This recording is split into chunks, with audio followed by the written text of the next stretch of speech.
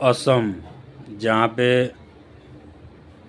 असम ऐसा राज्य अभी हुआ है जो बाढ़ से पूरी तरह प्रभावित हो चुका है।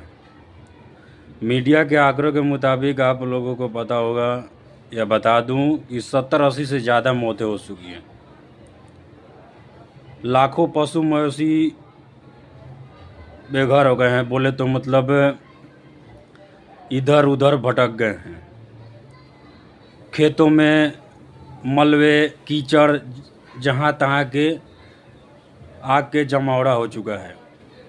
यहाँ तक कि जो पुश्तैनी जायदाद थी, जैसे घर हो गया, बड़े बड़े फार्म हाउस हो गया,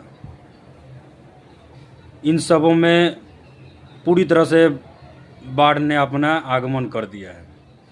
अब सोचिए कि यही सरकार जब भी चुनाव आता है बड़े बड़े वादे करती है, लेकिन समझ में ये नहीं आता है कि वो अपनी वादे पूरी क्यों नहीं करती है।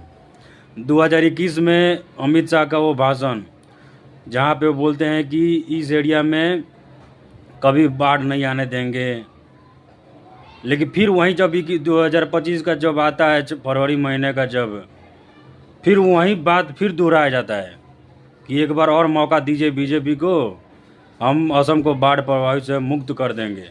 अब सोचिए कि एक ही सरकार बार बार आके एक ही चीज़ के लिए बार बार रट लगाए और बार बार घुसपैठिया बांग्लादेशी का हवाला दें।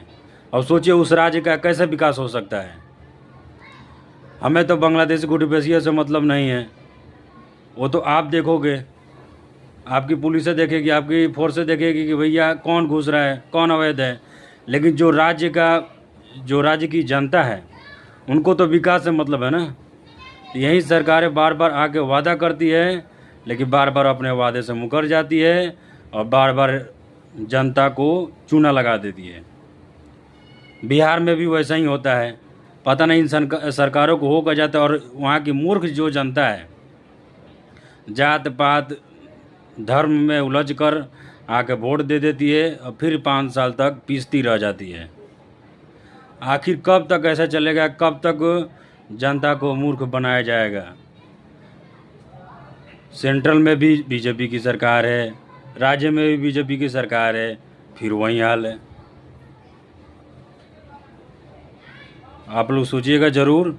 यदि वीडियो अच्छा लगे शेयर कीजिएगा, कमेंट कीजिएगा, सब्सक्राइब कीजिएगा। जय हिंद, जय भारत।